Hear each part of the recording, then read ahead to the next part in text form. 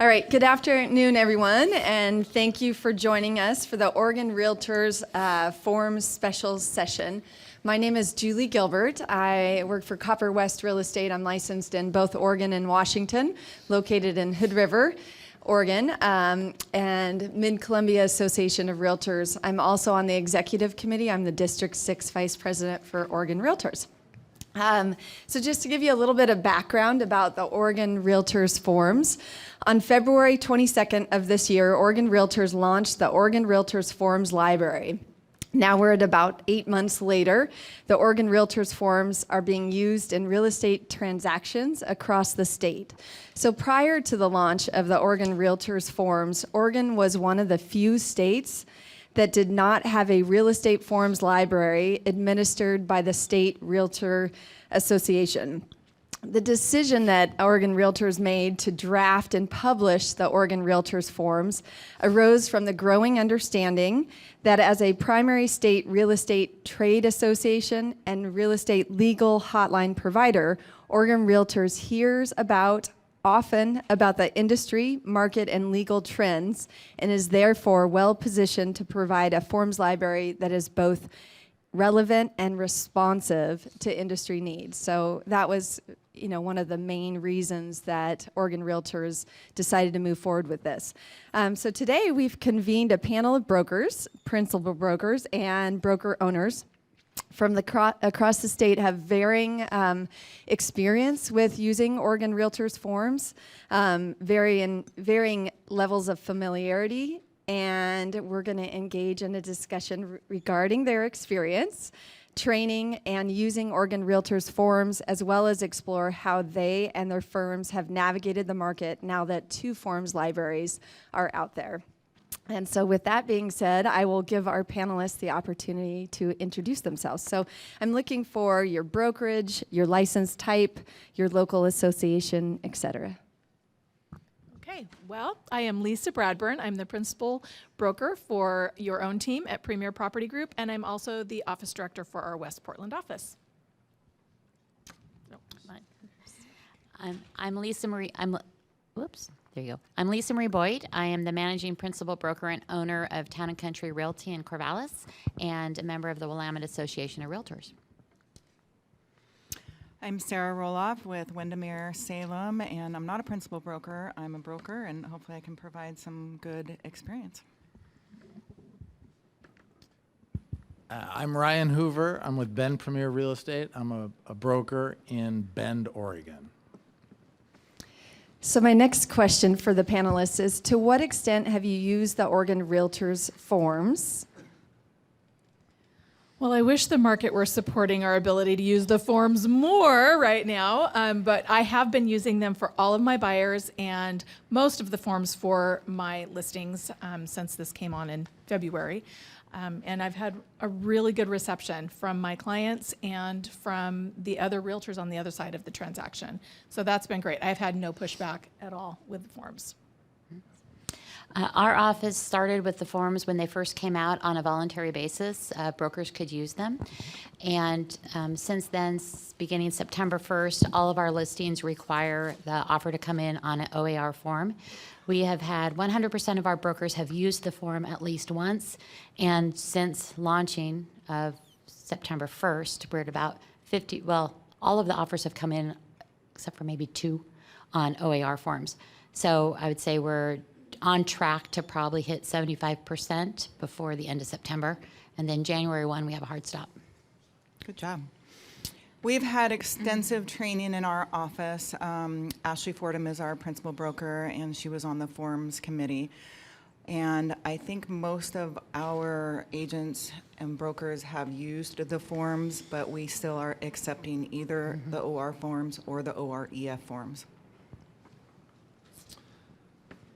Yeah, in my brokerage, our owner, principal broker, was also on the committee that helped develop the forums. So we were kind of an early adopter and got a lot of training on them. I'm using them for all of my listings because I can kind of dictate that a little bit better. And in Central Oregon, we put in the private remarks which forms we would like. people don't always have to follow that, but I have requested the Oregon forms, and I'll get something on the old ORIF forms.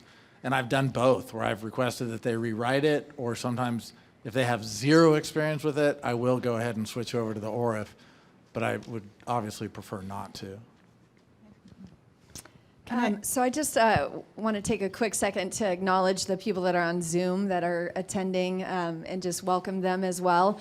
We will, and just a note to the entire audience, we will have a little bit of time at the end for some questions and comments. So if while we're going through this panel discussion, if you have questions, just kind of earmark it that you want to get back to that at the end of the forum. So I just wanted to make sure that you all knew that you'd have that opportunity. What forms platform do you use? SkySlope, Dotloop, ZipForms, Lone Wolf? We're trying to find out how you're actually accessing the forms. We are using SkySlope at Premier Property Group. And we are using ZipForms at Town and Country Realty. We're using ZipForms at Windermere Heritage. We're SkySlope. Okay. Can I ask a question real quick? Sure. Just to get to know our audience, can we see a raise of hands of people that have used the OR forms that are with us? Oh, wow. All right, that's good to know. Thanks. Half. Yeah. Half. No. Yeah. Okay, so That have- if you'd raise your hands again, if you have used the forms, it doesn't matter amount of experience, but if you have used them at all. So, awesome. Great. So our next section of questions is going to be about making the switch and ongoing use to Oregon Realtors forms. Does your brokerage or your team have a policy regarding which set of forms the brokers should use or the brokers are allowed to decide for themselves? Premier Property Group is heavily training and encouraging all of our agents to try the new forms. We are not dictating what forms be used. We've made it so easy for the forms because of the trainings that we've had to be able to implement them into our business right away. And with a lot of our new realtors coming in, our mentees, they're all preferring and using them. And so it's really, as a mentor, it's been great for me because I have had a ton of practice working with our new agents who are really gravitating towards those. So it's been pretty seamless for us. We have a preference, but it's not a strict policy. We started training on the forms right away, actually last October, and we've had in-house trainings with Nicholas. He comes down on a pretty consistent basis. Sorry, Nicholas. And we also have in-house trainings every Friday. If you don't know, the Oregon Association of Realtors has kind of their open house on forms. In addition to all of the learning videos. So it's really easy to get up to speed on the forms pretty quickly. We will be making a policy towards January of our preference is on all listings to use the OAR forms. Obviously, if another office has a listing on ORIF and in a competitive offer situation, if using ORIF is better for their buyer, then that's okay as well. But the training has been great, and I think the client really understands the forms. It's very clear, and things don't get lost on page 9 or 10. We don't discriminate with forms in our office. Either one is fine. Yeah, we're on a voluntary basis as well. My finding has been no one really likes change, but if you just sit down and take the half hour that it takes to acquaint yourself with the forms, they're better. They provide greater legal protection. They're easier to read. They guide you where you need to go if you need another form, all that. So once you're acquainted with them, and the video tutorials, this was already said, are outstanding, and the weekly emails that come in that you can attend classes, and they're just much better. So my next one, when did you begin using Oregon Realtors forms? And I'm just going to pair that with what prompted you to make the switch to Oregon Realtors forms? I have made a decision in my career. I've been doing this for 26 years and watching a lot of change since I got my license back in the day. Early adoption of new things is better for you in the length of your career. It just is. The longer you detain learning something new, you're going to have to catch up at some point in time. So I just made a decision when our leadership encouraged us to dive into the trainings and to do it. The first opportunity I had to write an offer on the new form, I did. It was scary because it's change. I've used those OREF forms forever. They're fine. It's no problem. I still have clients that bring those to me with my listings. It's okay. But I just think having a mindset of I'm going to be willing to take a risk and try something new, you're going to grow every time you do that. And there's going to be more changes in our career as time goes by. So this is just not a speed bump I wanted to have. So I just started right away. I agree with Lisa. It's kind of comical if you think back and think that cell phones and computers weren't a thing. But to be an early adopter is important. I actually took it a little bit step further. I ran the forms past our legal counsel, and I'm looking at it from an owner, principal broker, risk management standpoint. It was a slam dunk from our legal team that the Oregon Realtor forms better protected not just the broker and the client, but also the brokerage. And so that's really what started the push towards the Realtor forms. And we did start right away out of the gate with lots and lots of training, so that to really make it easy. The more you remember when your iPhone was, you had the little push buttons, and when the little pads came out, nobody knew how to make it type. It's the same thing. You just have to practice and learn. And the more familiar you become with it, the more confident your client is, and the easier it is for everybody to understand. I'll be real honest, I would not have used them if it wasn't a multiple offer situation and I was representing the buyer and the listing agent said that forms needed to be on the OR forms. So I probably sat there and read through them while I had a cat on my lap, because you can't do anything else. I read through them, got familiar with them, and our offer got accepted. And from then on, I've probably used them 4 or 5 more times for buyers, and have 2 active listings with the OR forms. So I'm still getting used to them, but there are a lot of things that I like about them. Yeah, I think they went into effect mid-January, and by January 18th, I had written an offer on one. One of the things that I did, I went into SkySlope and I created my listing template and my buyer template, because there's things in the forms that are not in OREF. So an example would be like the late acceptance. That's a form. I put every possible form that I might need for a listing or for a buyer in there, just so I knew that it would be there, because like you don't know that it's there if you don't know. So I put all that in, and then I would just delete them as I go and say, oh, look, this is here. But we started using them immediately. So what was or is the largest challenge associated with making the switch to Oregon Realtors forms? And if you want to give also a little embellishment to that is, how do you feel like you're addressing that challenge also? Well, I would just say change. It's rote. You have to learn something new, and so the more you practice it, the better you're going to be at it. So that's just, for me, it's just like, okay, this is a big change, and I'm just going to learn this and master that so that I can be extremely proficient in both sets. That's what I did.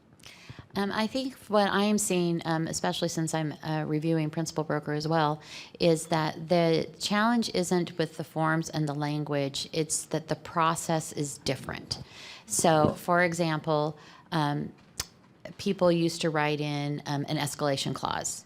And sometimes they're a little wonky, and sometimes they were great, but now there's a form for that. And so sometimes you'll still see an offer come in where somebody hand wrote in their own escalation clause, but then they also attached the addendum. So there's a little bit of redundancy in process. Also the late acceptance addendum, again, the process is different, but it's more clear. And so it's just a matter of getting used to understanding that the concept is the same, but the process and the way you handle it's just a little bit different, and it's clearer, I believe, for both the buyer and the seller. So there's not that confusion of, wait, I thought I bought that house. It's very clear. You didn't buy the house, or you did. So it's just, I think it really simplifies the communication process along the way. I don't know if I've had any challenges other than having other agents come back and say, I haven't looked at these forms at all. I did have one buyer who took the contract and gave it to a Portland agent, broker, and then called me up and said, what are you doing with these forms? My other realtor's never seen them. So I had to explain that to him, that there are now 2 forms, and it's kind of embarrassing for the other guy that he didn't know, but I mean, I don't know, that was awkward, but we moved past it. Go for it. So on that point, I have talked to agents that are specifically seeking brokerages that have training on the forms and know how to use both of the forms to both protect themselves and be a better asset to their buyers and sellers. Love that. That's good. What training did you personally take on the Oregon Realtors forms? That's one of the things I've loved about the launch, is that we've had a lot of great training, but how did you find your training? It was super easy to find the trainings. They were brought to us by our leadership anyway, so it was very simple to get them. We actually had viewing parties at our office on one of Nicholas's trainings, and yeah, thank you very much. You talk so fast. I'm like, I got to get all this written down. But it's so good. And so our brokerage just put it on a silver platter for us. We didn't have to go hunt and peck for anything. It was easy and repetitive and often. So that helped us. And the same thing, I tried to make it as easy as possible for all of our brokers by providing lots of in-house training. I did take the association's forms training certification class, so that I mean, you know, to finish all that up, so that I have the confidence to be able to teach it outside of having to call Nicholas every day. But it's just really making it available and being present. And we did something fun in our office to get people to come in and to attend the trainings. We just did a little raffle ticket drawing, and because everybody loves to get a gift card at the end of a training. So little things to just incentivize the participation. We have a lot of training in our office, and our office brokers love to do Jeopardy on training, and so on the forums. That works out really good. And I haven't actually been on the OR library, or the Oregon Realtor Library that you guys are talking about. I've heard that there's a lot of really good videos on there, but I haven't done it. Well, I mentioned this before, but Linnea Miller, my owner principal, was on the panel that helped create the forms, and she was also one of the people that could teach it. So we had very good training. But in all honesty, I mean, like you talked about your cat, I had my 70-pound dog on my lap and then a laptop on him, and I just sat down and read him. And it was not what I wanted to do on a Saturday night, but I mean, Dog didn't mind. yeah, that's how I learned them, really. And then I had questions, and I would take them to people who had the answers. So I'm going to go a little off script, but one of the offers that I received on one of my listings was from an agent who had not used them. We had requested them, and I just encouraged him to go onto the Oregon Realtor site. So in the spirit of collaboration, just giving him that information, he had no clue that that was even available. So spreading the word, using them yourself, being familiar, but then being willing to let other agents that might not be at a brokerage that offers the training, hey, this is available, just in a nice way. So anyway, also, I guess that we've kind of gone over this. Are you continuing to take advantage of the training opportunities? But if you want to answer that one, you can. But this one's a question to managing principal brokers on the panel. How did you educate, train your brokers on the Oregon Realtors forms? And how are you continuing to get them to get their training? Well, I'll answer that question. Continue to get their training is really by paying attention to what's coming in. And at this point in our office, because so many people are using them, it's really just more one-on-one on that specific point. We do go over a form, whenever we have our sales meeting, so to speak. We go over a form or two at every one just to say, hey, this is how you properly use this form. Here's a little thing to look out for. But most of it at this point in our office is just one-on-one, case specific. I think the biggest thing that I like in reviewing and managing is that because you click a box and the form gets automatically pulled into the library, we're seeing less forgotten forms. And so that's really great. And again, it's that protection for the broker, that they are giving the highest possible care and diligence to their client, and not, oh my goodness, I forgot to attach the, I don't know, contingency right to purchase form. It's going to automatically pull in. So we just stay on it every day, and just case by case. And have you had good response from agents to the training and also to the forms? Oh yeah, you know what, they actually always ask, when's Nicholas coming back? And they're very excited because I got to tell them today that he's coming back next week on Monday.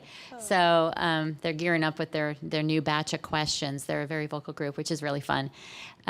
So we do lots of trainings. I would say we do a training we do one at least a quarter, but then in-house we'll do weekly little kind of work sessions, so to speak. Yeah. Anyone else for that section? I should know this, but okay. So going on to the use of Oregon Realtors forms, do you indicate which forms library you prefer to receive offers on in your private comments on the MLS, and have other agents commented on your preference? I have not put any preferences in my listings at this point. I don't know that I will actually do that. I like the gentle process of this organically cultivating with our fellow realtors. I have had great feedback from other realtors that I've submitted offers to that did not have a preference, received the forms, and very happily appreciated the opportunity to learn through that. You know, they had not seen one before. They hadn't done that training. So I've heard that a little bit at this panel. So that's where I am with that. I don't think I'd be putting a preference in my listings at this point. Again, in our office, beginning September 1st, all of our listings do state a preference for the OAR forms. And I will say, as a side note, because we haven't really talked about this, that the Oregon Realtors form for a listing is absolutely fabulous. I really like that form. And so we're starting to see that pick up in usage as well. We have not dictated one way or another whether or not they need to use it, but it's really nice because especially when you cross over into different MLSs, you can automatically share. There's little check boxes so you can share with the RMLS and the WVMLS, et cetera. Anyway, that was just a sidebar. But for the most part, we're just putting the preference in on the listings. And, you know, again, if another brokerage or broker has a preference on their listing for ORIF, then we make sure they're also trained to use ORIF as well for the buyer. I did just recently put the preference of OR forms on my listing, and I was a little concerned that I'd get some backlash on that, but I didn't. I received multiple offers, and they were all on the OR forms, and the agents did seem like they had used the forms before and were familiar with them, so that was good. I already said this, but yeah, I put it in the private remarks, and I've had one agent who didn't want to use it. Otherwise, I haven't had a problem. I would like to know, I don't want to write an offer twice. So if someone wants to put it in the private remarks, like, save me the time. You know, that's kind of my take on that. I'm going to just segue on that real quick with what Ryan said. It's really nice when all of the offers come in on the same format when you're trying to present it to the seller.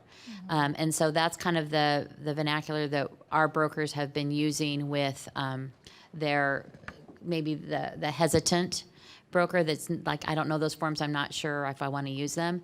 We're like, look, it's going to be a lot easier for the seller, and your offer, you know, won't look different than the other ones. It will have some similarity and be more equally presented across the board. So therefore, are we asking, when we're representing a buyer, are we asking the listing agent, if it's not on the private remarks, what forms they would prefer? Our brokers do, yeah.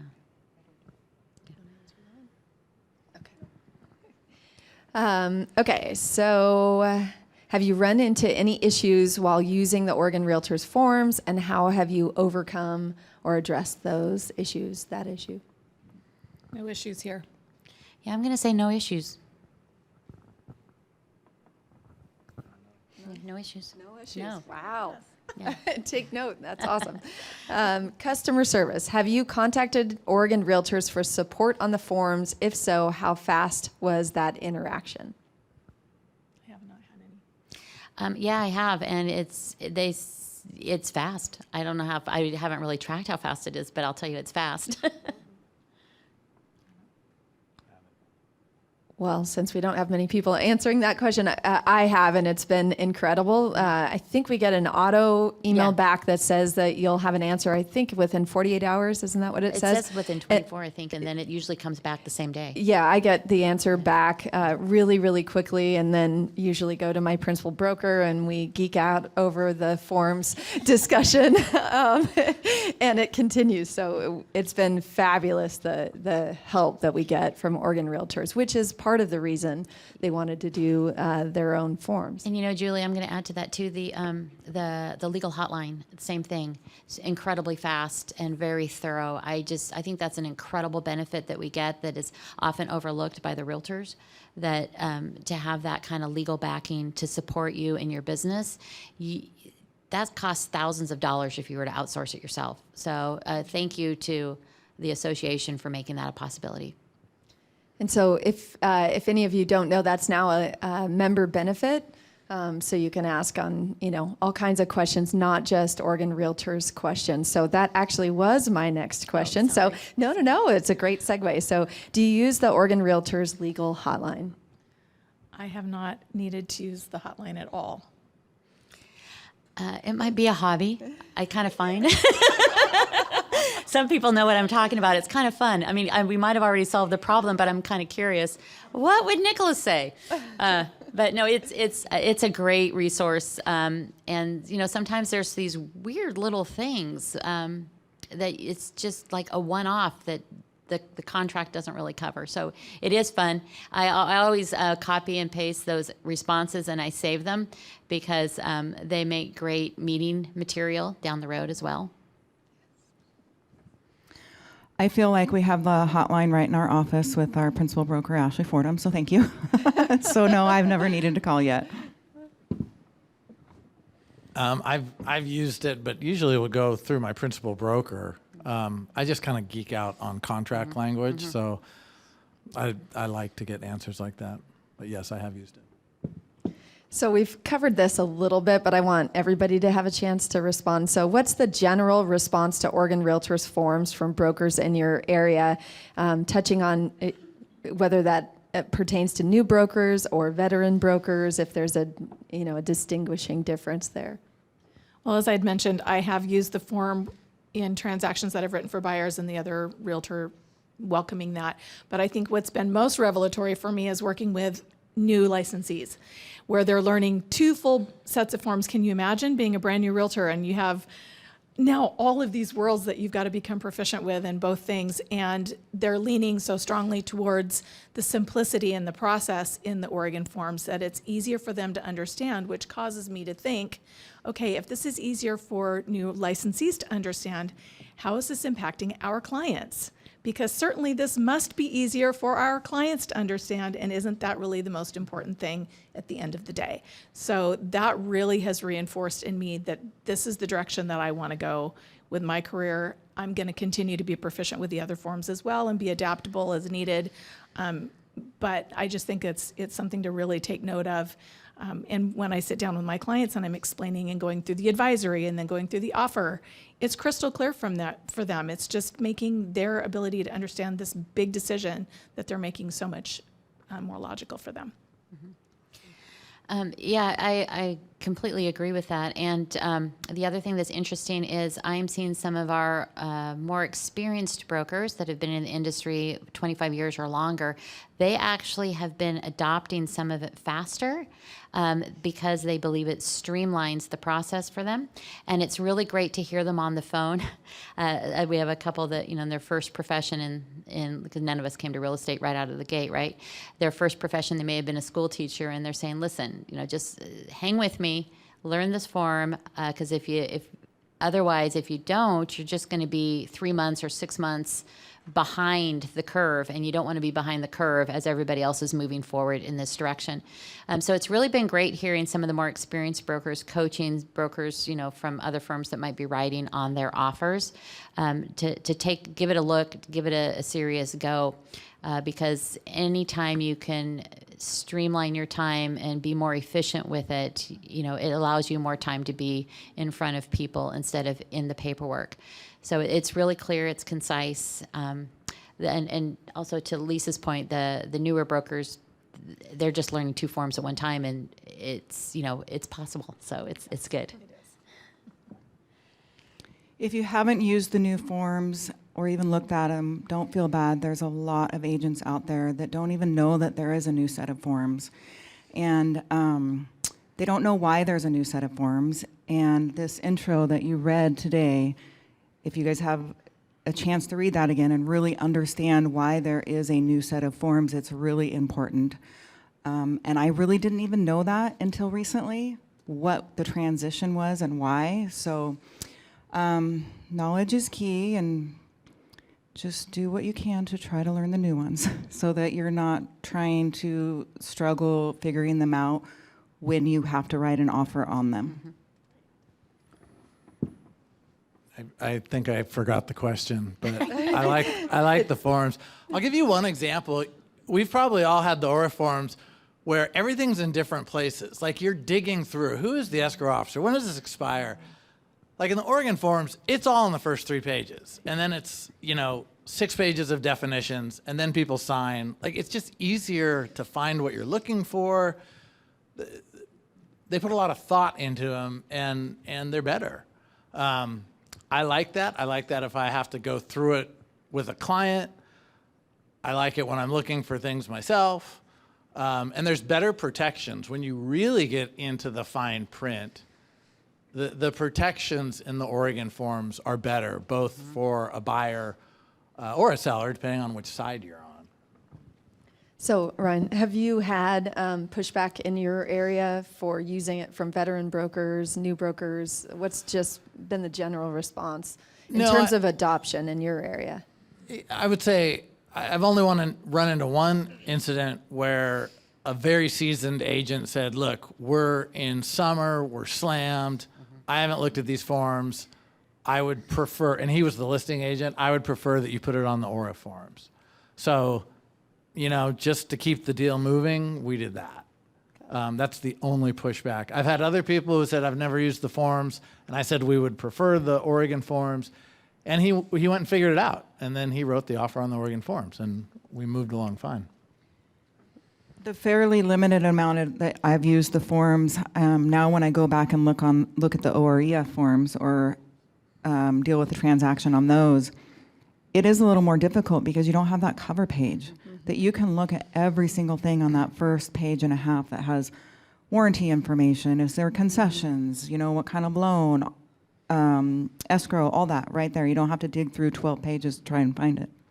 I'm just going to add one of my favorite, I asked my brokers for a little bit of feedback, and one of my favorite quotes that came back was, and this was from a veteran broker who's been in the business more than 25 years, and she said, using the OR forms is like driving a brand new BMW, and when I have to switch back to ORIF, it feels like I'm getting in a farm truck clunker. So, I mean, that to me said a lot about the ease of use of the Oregon forms. It's like a brand new BMW. So that segues into the next one. Have vendors such as mortgage brokers, title agents, et cetera, commented on the Oregon Realtors form? What was their general reaction? I am surprised at how little I've heard, which I think indicates how easy they are to read and adopt, but I'd like to hear your feedback. We work with Directors Mortgage at Premier Property Group all the time, and they're seeing a lot of offers coming in on the new forms and very well received. So I think it's easier for them too. I mean, just the organization of the forms, they're not having to, leaf through all of the different pages and trying to figure things out. So it makes it really so much better for our service providers. Yeah, and I haven't specifically spoken to any lenders about it, but I have heard from several escrow officers how much they like it because it's so much easier to find the information and something doesn't get missed. All right. Client response. Have any of your clients requested to use a certain form library over the other? No, however, I do think we have a new opportunity now when we're taking listings to have conversations with our clients, especially if we're not, like myself, putting a preference of what offers might come in, to prepare them that they may see an offer one time. They may have different offers that come in on this property. They may see offers coming in on various different sets of forms. And just having that conversation with them ahead of time so that they're not caught off guard by that I'm proficiently trained in both. I'm confident to present offers to you on either set of forms that come in. They're going to trust the professional that they're working with to guide them through that process. The other little caveat I will drop in here, because in the prior segment that we were talking about the advisory, I have had questions about that and how we're fitting that into our listing and buying appointments. And just as a practical matter, you're going to want to set up a separate appointment to do non-transactional documents with your client before you're at the offer presentation or writing stage. And so that's how I'm training my mentees. It is a better quality service to your client to not be having to, at 7 o'clock at night, they just got the kids put down, you're trying to get through an offer, they're tired, you had a long day, and now you've got 50 pages of documents to go through with them. Do yourself a favor, have that appointment on those advisories and have that good conversation to prepare the way and get them excited. 3 days later, you're going to write an offer on those new forms, and it's just going to be a breeze. We have not had anybody request a certain form or another, and I think to Lisa's point, they really trust their realtor as their trusted advisor and the best direction to go for them. They pretty much will follow their lead. And on that point, though, we've always required the forms up front prior to writing a contract, so we encourage our brokers to all do a buyer process or a seller process interviews and get all those non-contract forms done in advance. It just makes everything cleaner and much more seamless, and it gives you a chance to have a dialogue and to build that relationship because you're going to be married to them for a little while. All I can think of is one of those emojis that go like this. Now we got to explain another set of forms. So that's a piece of it, and it is supposed to be the seller's choice or the buyer's choice on what forms they want to use. But it's like a title company. If they don't have any experience with the title company, they look to us and say, I don't know, you're my professional, you choose. But it is another piece of conversation that we need to have with them, that there's two different forms, and we have to understand how to explain those two different forms and why, so that they can make an educated decision. I would fall over if I had a client telling me they had a preference over the forms. I would be speechless. In my mind, we're the professional, and that's what we're getting paid to do. So I do have the discussion with them, and they usually really don't care, to be blatantly honest. I know I'm the moderator and not a panelist, but Rita and I were just talking about this, and because I put it on my listings that I prefer the Oregon Realtors forms, but I don't do that without talking to my seller. And part of what I do, I can't take credit for writing the opening. The crew wrote that, but I do talk to them about why we have two sets of forms and the strength of the set of forms and how it's been beneficial of being able to hear comments on the legal hotline and from agents, and also being able to be responsive. And when I have that conversation, because I'm having a seller meeting with them about the seller advisory, and also, hey, when you get offers, you're going to end up with potentially two different. We can request it, but we can't mandate it. But I have that conversation before I ever put it in the private remarks, and I get their consent that that's what I'm going to do. And they're usually thrilled to have a professional's opinion about the forms and why I prefer one over the other. So anyway, last question, and then we can open it up to questions from the audience. Have any of your clients commented on any aspect of the Oregon Realtors forms? They really haven't, because these are new to them as well, right? All the forms, even if somebody wrote an offer with you 10 years ago on a house, they don't remember. So it's all brand new for them. So no, I've not had any concerns or questions on that. Yeah, I completely agree. We haven't had any questions or concerns. And just like the Aura form forms change every year a little bit to some degree. So it's just a matter of staying current. And I think that's one of the things. It's just having an attitude and a desire to keep learning and being the expert in your field is what gets you across the finish line with that. Yeah, no questions. They just want to know what the bottom line is.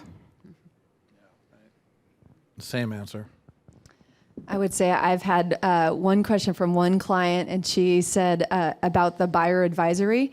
What they said was, you have saved me from having to Google all these different things like home inspection. And she was looking in both Washington and Oregon and had a different agent for Washington and was thrilled at the buyer advisory that it was all in one spot and not conflicting information. So I did have a really positive experience and comment from buyers on that. So anything else you guys want to add before we go to questions?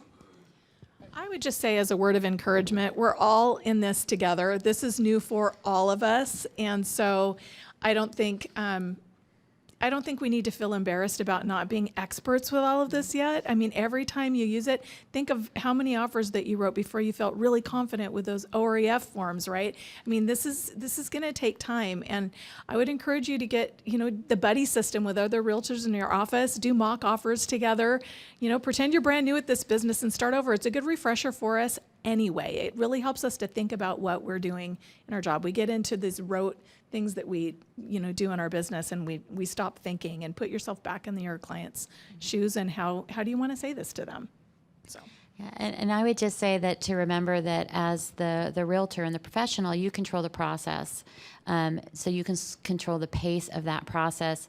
And so it's just really important to slow down. A lot of times the answer is right there in the form. I don't know how many times have said, I don't know, the forms are new to me as well. Let's go read and see what we can find. And usually, it's like, oh, line 28 has the answer right there. So we just highlight it and move on. So we get used to things and become really rote and pretty quick at it. And so again, this is a great season right now too, to just take advantage of the shifting seasons and just slow down and read and give it the time. If you've looked at the buyer advisory, it's like 28 pages long. And it's probably not the funnest thing to sit down and go over this line by line with anyone. But anytime I have the opportunity to explain something to a client, it makes me look more knowledgeable and more professional. It only benefits me. So it's not my favorite thing to do, but I find it helpful in my professional career. So I would just add that. Fantastic. Any questions? We do have a microphone that'll come around. If you could please use the microphone, speak into it, because we want to make sure that the people on Zoom and also the rest of the audience hears your question or comment.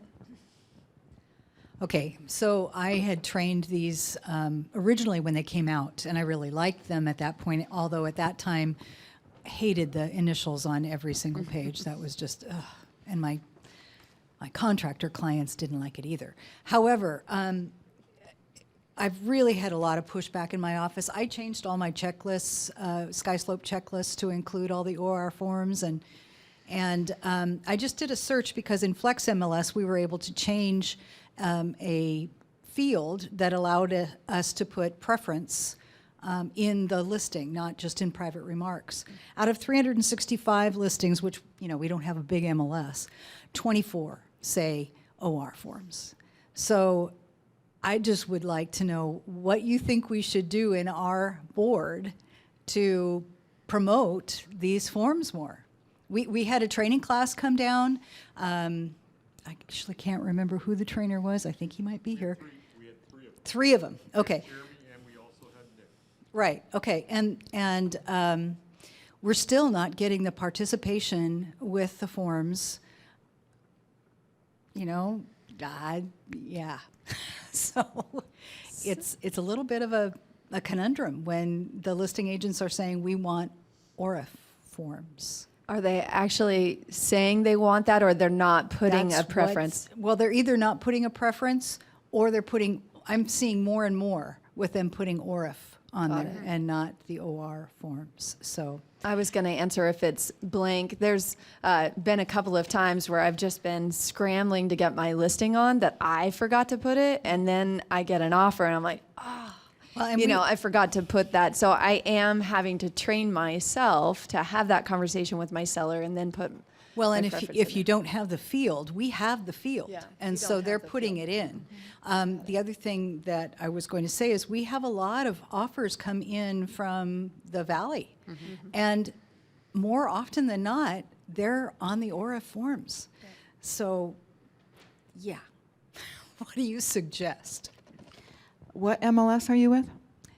Lincoln County? So question for you, do you want to receive the offer on the OR form? I used to.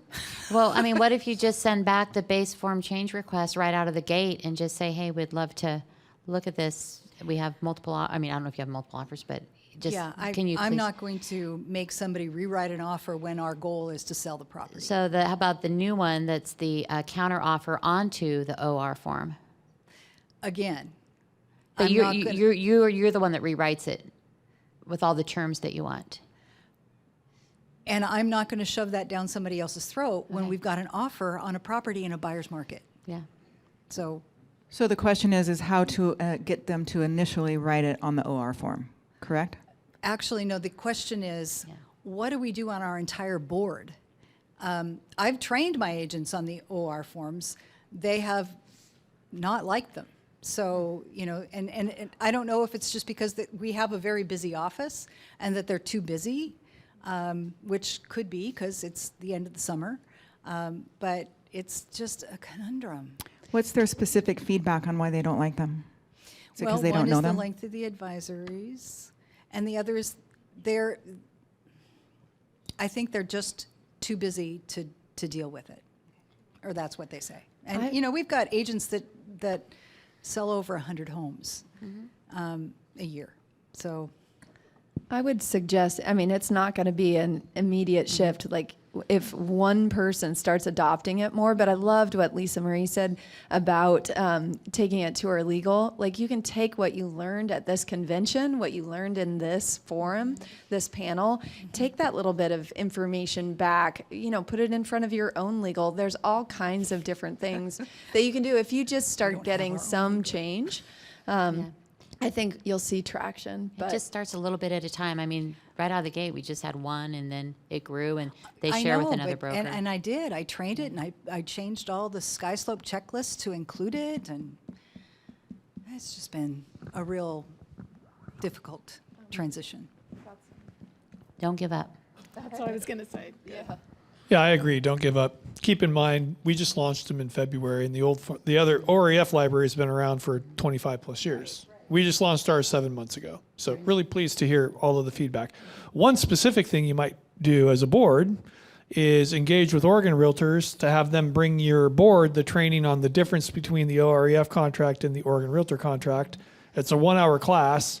It's a great class, and it would really highlight, you know, to your agents what those differences are, and they can come and, you know, get a scone and an hour of CE or something.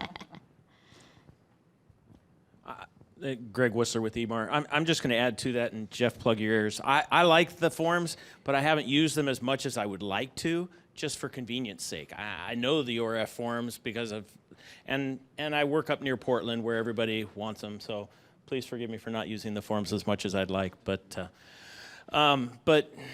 it's just like the panel has talked about, you know, creating opportunities. If you're the listing agent, maybe talking about, you know, the forms that you prefer. I haven't done that either because, you know, I'm not really worried about that at this point, but maybe I should be more. And maybe that's where I'm creating opportunities for other agents to experience the forms, is by saying, hey, I really kind of would prefer these forms, because I do like the forms. And I mean, they streamline all the stuff, like Ryan was mentioning. You got a page and a half that's got all your details. I mean, it's handy to read. And you know, as a manager, I'm seeing more and more of the ORF forms being used, even though, you know, I'm working up near the Portland metro area. So it's just going to take time.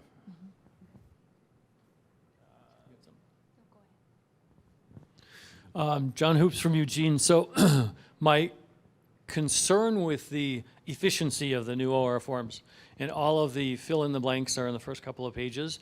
I've had the wonderful pleasure of being able to manage hundreds of people in 2 large companies, 100+ person offices.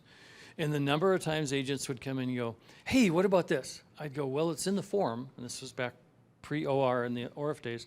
And I'd say, I think it's in there, let's find it. We'd find it and they go, oh, I forgot that was in there.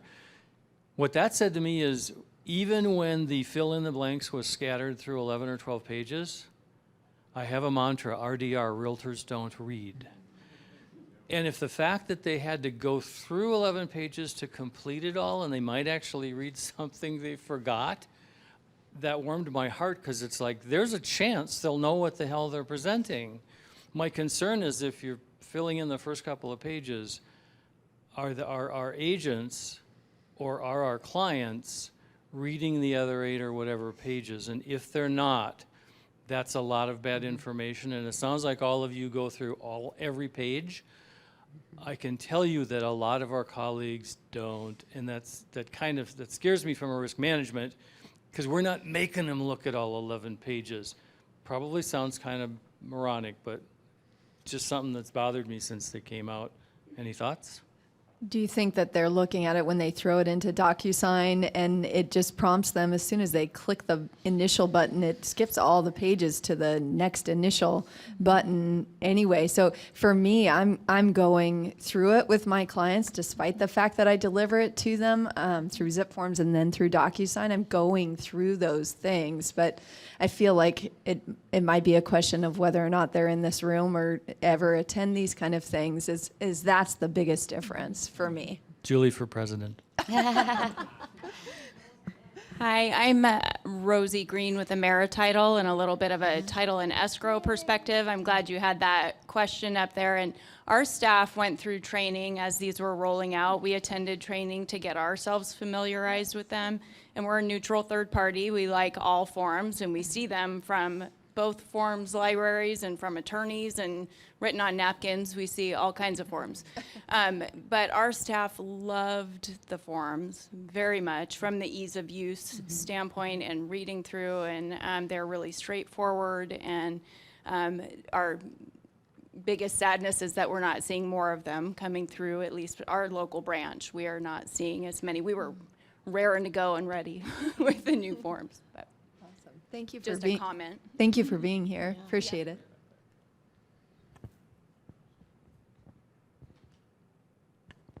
Thank you, Deborah Gisrael. First, I want to compliment the panel. What an amazing representation of our managing principal brokers and how knowledgeable and professional everyone at that table has presented the information today. Thank you so much for that. You give us hope. But I have a question, more process than anything, and that is, you're moving along in your transaction and it started on one set of forms, and then all of a sudden, out of the blue, you get a form from the other set of forms in this transaction. How do you gently navigate that without causing a stop, or, how do you gently navigate that? Whoops. Yeah.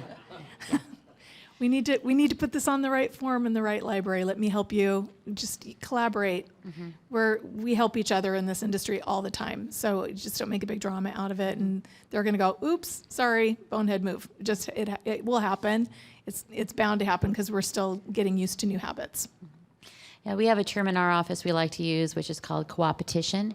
We compete with everybody, but we also cooperate. And on that point is none of us are perfect. We're going to make mistakes. And so rather than get upset and say, "Oh my gosh, can you believe I got this on the wrong form?" just be a friend, call them up, and just, the more opportunities we have to actually talk over the phone, preferably face-to-face, but over the phone, the better off our industry is going to be. Relying on text and email and getting upset, it just doesn't serve anybody. We've had this problem in Mid-Columbia is we had Washington forms. So we have had this happen to us before. You're doing an Oregon transaction, and out of the blue, you get a Washington addendum. if it's, say, the repair addendum, I'm still going to start having, we have a timeline. I'm still going to start having that discussion with my buyer or seller about that particular thing while I'm waiting for that form back. I know what it's going to come back. It's going to come back with the same information on the proper form. So I might as well, in the spirit of cooperation, let's start having those conversations. So did we have somebody from the... Hi, Mike Warren, Central Oregon. I'm a forms trainer, but I've had, to answer some of the questions, I've had an offer come in where I have wanted on the Oregon forms, and they've asked me, and we had a good conversation, and I actually wrote her offer and gave it back to her, and she copied it. And it did two things. One, it got the forms coming in. She told me later she has always been using those forms since then, but I just took the one-on-one time. So if you do want to receive the form, there's nothing wrong with you being on the phone with them. They can put in the pertinent information, but walk them through on how to write it. You guys are both online. You can both click the same boxes, and you can do those things. But that one time, now she's going to always be using those forms. And basically it just helped her. So if we want to move forward in this, we are going to have to take those of us that want it and understand it, take the time to work with different people. And I've done that with a couple different people with that. As far as the people, that was a particular situation to answer Deborah Gisriel's question, because it was a situation where an offer was written with one of my agents. They countered on an ORIA form. So we wrote the counter, gave it back to them on an ORF or Oregon form. I'm getting confused here. And then they started using those. So it takes a little more time, I think, initially, but anyway, that's a way you can do it. If you really want it that way, then show them how to do it. Well, and I think you make a great point that taking the time to help a fellow broker out in the industry, it just strengthens the broker-to-broker relationship. And the more of that we have, the higher elevated the profession is. And I just think that's awesome to take that kind of mentor education role and create better relationships among brokers. Thank you. Have we had any questions from online? We're running on time, but It's right here. can I get a microphone over here? Thanks, Hannah. Hi, I'm Donald Fall, PMAR. Thank you very much for this conversation. It's enlightening, and one of the things I'd like to go back to from a session earlier today was about realtor cooperation with one another. And we're going to come up across the table with another set of forms. So help the other person out. It's like, okay, let's work this out together. That's not a hard thing to do. The other piece for me is about preference. Who sets the preference for which form is to be utilized in a transaction? Isn't that ultimately a client's decision? And what benefits or risks to using one over another, and how might that be explained to a client? The other thing I'd like to say on a more humorous level, Nicholas, I'm from Texas, and I don't speak nearly as fast as you do. Okay, that was great. You went to Speed Speak somewhere else. Anyway, but thank you, because you were obviously very knowledgeable about the forms, and I think it's really interesting to hear you. But I may have to record you and play back at like 33 1/3. Okay, that's great. Anyway, thank you all very much, because this is enlightening. And Sarah, in particular, you mentioned that you're not that familiar with the OR forms yet, nor am I. I don't have a preference for either at this point. I'm still in the learning phase. Thank you. I just want to give a shout out to Nicholas and the team, Jeremy. There is a new handbook that they just put out. It's fabulous, and in that handbook, correct me if I'm wrong, you two, but it says that a brokerage can designate a preferred form. So your brokerage can designate a preferred form. I mean, I think it's smart to be up to speed on both because there's going to be overlap for a number of years potentially, but you can say our office policy is this form, OR form.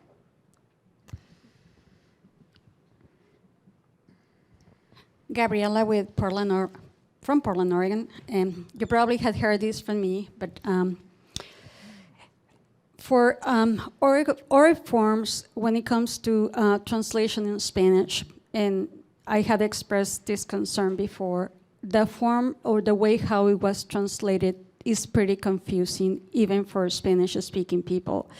It really, when you read it, and I had taken upon myself to read every single form, it looks like it was put into a translation system and then translated, which is not the same thing as interpretation of the legality of the documents. So I know that you are in the process for the new forms of getting the advisory for sellers and buyers. I would highly recommend you, before you put it and go live with that, have people that actually speak the language to read them with you and make sure that what you're going to publicize, it makes sense to the consumer. Because I many times sit down with my clients when I'm having consultations for buyers and sellers that are Spanish speaking, and please understand this, they don't speak or read much English, but they think it's easier to understand that than the translation in Spanish. So that's how bad they are. That's it. Thank you. I can see Nicholas chomping at the bit to get the microphone here. Yeah, so this one is actually one of the projects that I've been kind of partly on. We have a plan to translate the Oregon Realtors forms into the top 5 used languages in Oregon, which is Spanish, Mandarin Chinese, Korean, Russian, and Vietnamese. There are various companies nationwide that do that, and we've talked with, I think, 6 of those companies and gotten estimates from each one of them. We just need the budget to do it at this point, is kind of where the forms are at on that one. Our plan, in large part at this point, is we have a written version of, like, the advisory is a simple translation process because we're just translating the advisory, but the legal language of the forms themselves, translating legal language doesn't make a legal translation. It doesn't work that way necessarily, and that's why a lot of states avoid translating forms directly. We have a form, a document that we've been working on that is essentially an explanation of every single provision in every one of our forms that has an explanation, and we will translate that explanation when we have the budget that is available to actually make that translation happen. And what that'll end up looking like, if you've gone onto the OR Forms website, the forms annotated library thing, those videos you can click on where it explains each individual section, it's basically a written version of that. And our goal is to translate that written version where if someone wants to know what the section says, it doesn't just read out exactly what the section says and translate it. It would be an explanation of what the section does, but in translation. Now, the budget has to be there. And so it's kind of in limbo right now. And over time, if it's something that like we as Oregon Realtors are really passionate about, push for it in the next couple budget meetings that happen over the next several years, because translation in a sense where it's like professional translation, where you have people that are truly practitioners of the field and are like bilingual or trilingual in those various languages, it's expensive. And we need to put aside a significant amount of money to be able to translate literally everything. The advisories, we might be able to get that done next year based on what the budget does. So it maybe is what. NARED Western Oregon, a big board of members that are Spanish-speaking native. So just utilize that as a resource and get cooperation. Most of us will be very happy to assist to stay with those documents. So I want to be mindful. It's 1:00. If you do need to leave, some of the next committee meetings are at 1:30. We'll stay. I can't speak for you guys, but we'll stay here and answer some questions. But I did want to let you know, our next meeting is the Business Issues Key Committee meeting. And I also think Natasha is your meeting at 1:30 as well? No. Government Affairs is as well. Okay. Yeah, it's just not on the paper one. So Government Affairs is at 1:30 as well. So Jeff, did you have?